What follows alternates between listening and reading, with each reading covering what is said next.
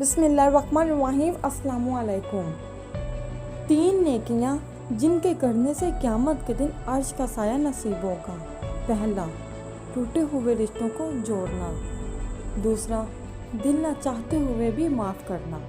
तीसरा, किसी के गुनाह का पर्दा रखना।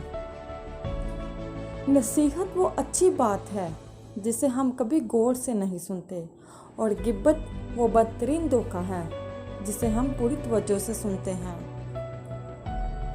किसी इंसान में खूबी देखो तो इसे बयान करो, लेकिन अगर खामी देखो तो वहाँ तुम्हारी खूबी का इम्तिहान है।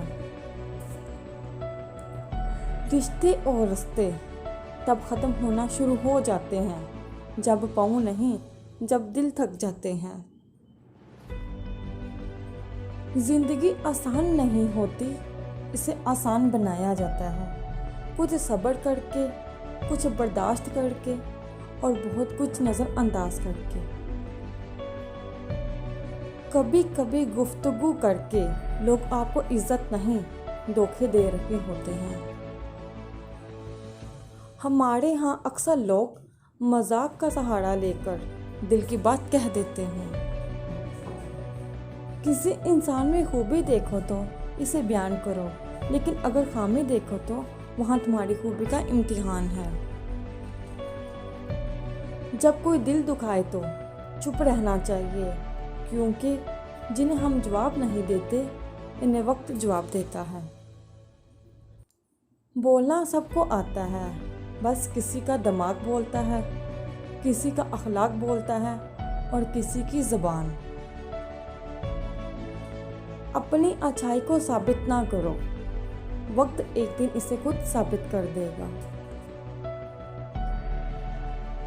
बेवकूफ़ से बहस करना दरअसल ये जाहिर करता है कि बेवकूफ़ एक नहीं 2 हैं।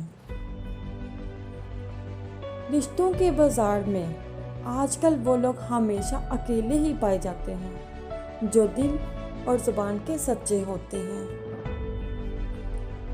हमें गैरों के मरने का होता है दुख इतना, फिर अपनों के मरने पे खुशी कैसे। लोग शिकवा करते हैं बदल गए हो क्यों, समझाएं कैसे बदले हम नहीं, तकदीर बदल गई है। वक्त के साथ साथ रिश्ते बदल जाते हैं, रिश्ते के साथ साथ लोग बदल जाते हैं।